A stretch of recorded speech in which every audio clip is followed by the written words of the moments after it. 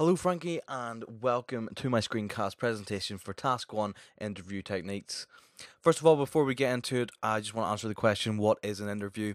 It is a meeting or formal conversation in which a writer or reporter asks questions to one or more persons who try and answer.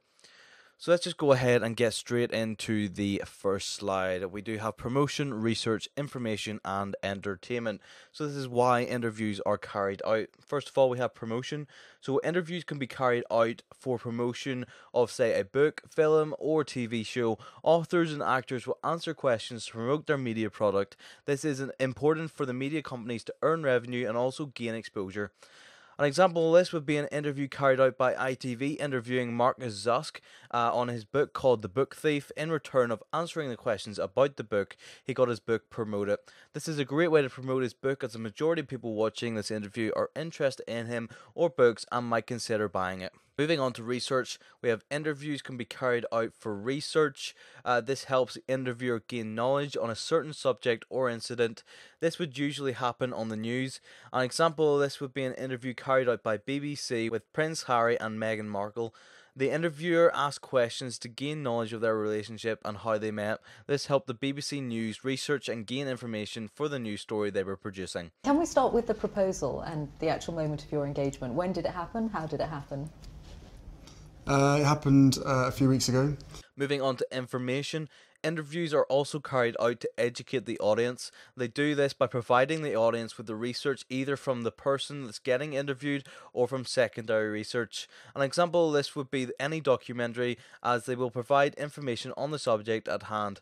I've chosen the online documentary The Climate Cover Up as my example. This provides the audience with information through the interviews carried out on the climate change and the effects it's having on the world. In this documentary, it has lots of different interviews with many different people.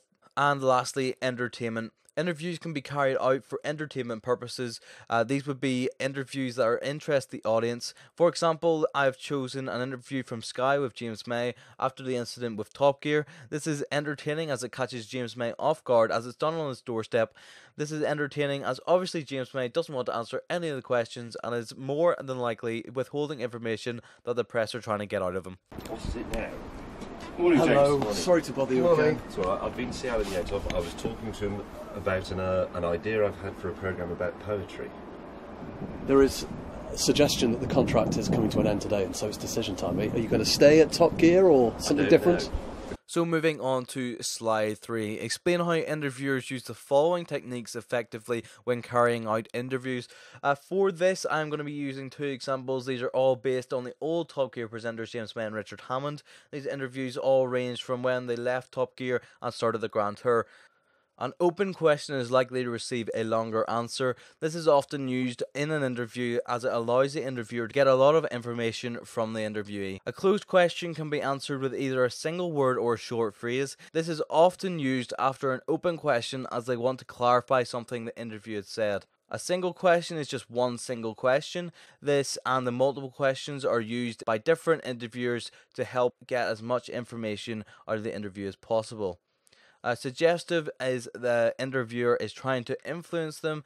This question type can be used when the interviewer has information about the interviewee and tries to influence them to get the answer they want.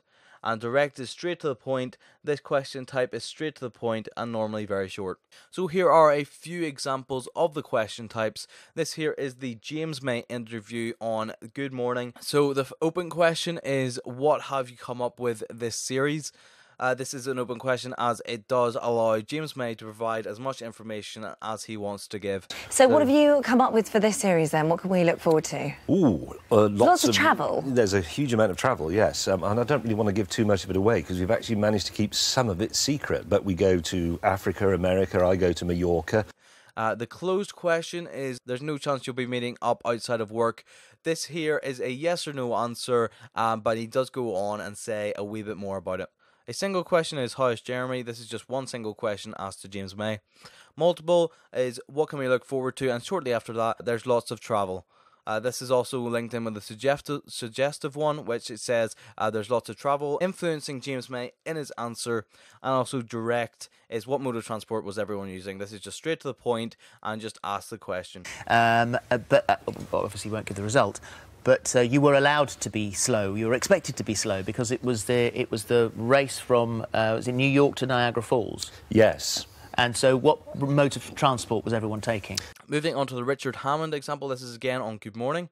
The open question is, you've had knee surgery, so this allows him to go and explain what happened with his knee and how his knee surgery went. You had to have knee surgery on your knee. Oh, that's bad. Yeah, so what happened was when I think when the car touched down to the nose first, it drove that leg up there into the knee joint and it smashed the bottom bit of the knee here. But as a result of that, they told me afterwards I'd lost 7 millimetres of height in the knee. No! I know. I can't be sparing that. Closed is how are you? This is near the start and it just receives I'm fine. Doesn't receive it too long an answer. Single is what will you say to him next? This is just one single question. Multiple is what happened, what went wrong. This is 2 questions in the same sentence and he does go ahead and go and answer them. Suggestive is so it just got away from you. This is trying to influence him and trying to direct him into the answer the interviewers want. And direct is what happened. So moving on to the interview styles, we do have hard news. I have chosen an example between the BBC and Turkey president about the EU. This is hard news as it is hard-hitting subject. They talk about the way that Turkey is getting left out of the EU. Do you personally believe that Turkey is better in or out of the European Union? What's your personal opinion? Combative style interview, I have chosen one between Donald Trump and the press. This is where Donald Trump is fighting to prove he can do everything he's promised in his election campaign. For lighthearted, I've chosen the Sick Boy podcast. They do lots of interviews on there. So this is an interview between a group of friends. One has a life-threatening health issue. They do many interviews sharing experiences with other sick people. For the entertainment one, I've chosen a paper-based interview which happened with the BBC. Jordan Pele is the first African American to win the Best Original Screenplay Oscar, and this was a print-based interview. This interview was print-based and it is funny as he couldn't believe he won the award. This made it entertaining for the viewer. And investigative, I have chosen a Wingley interview on Radio 5 Live, speaking to Adrian Chiles. The owner of Wingley explained how Wingley fare-paying passengers split the cost of short flights. He was trying to find out how it works and how it can be used and what it can be used for. Okay, so let's say I wanted to fly. I'm in Salford now. I wanted to fly to Perth in Scotland this afternoon. What do I do? Go on the app and see if anyone happens to be flying from on the not very well trodden or well flown Salford Perth route. So for the interview structure, I have went ahead and chosen a BBC radio interview with Hannah Bardell being interviewed, who's the SNLP leader for Scotland. So the introduction goes order, order, order, and the interviewer announces her name. This lets all the audience know who she is and what's about to happen. Order! Order! Order! Hannah Bardell.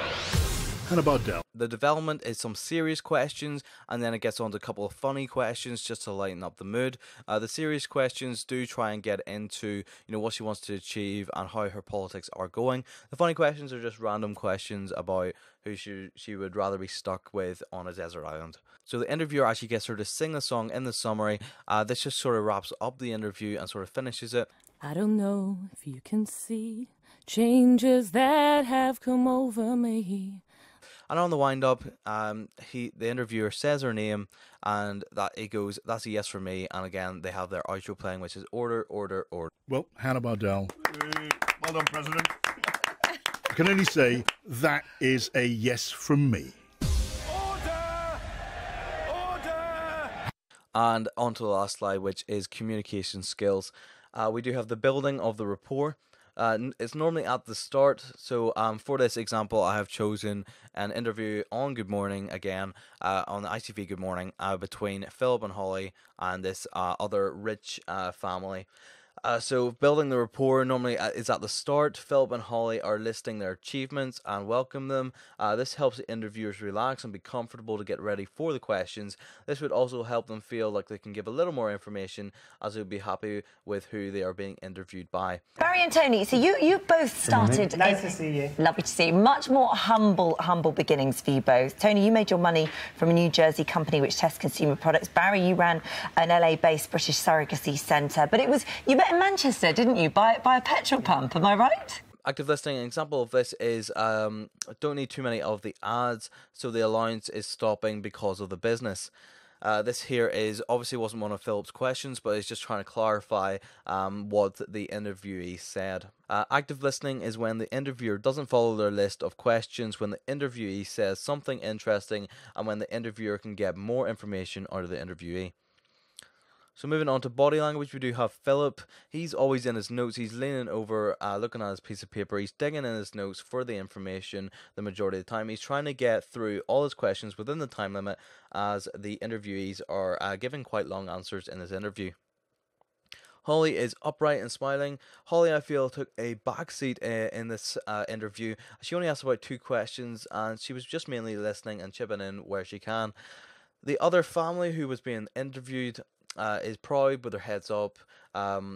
They are proud of their achievements and happy to be gaining a little bit more of the exposure. Frankie, that is my screencast finished. Do hope you enjoyed it. I've left my referencing on the Word document I will submit this with.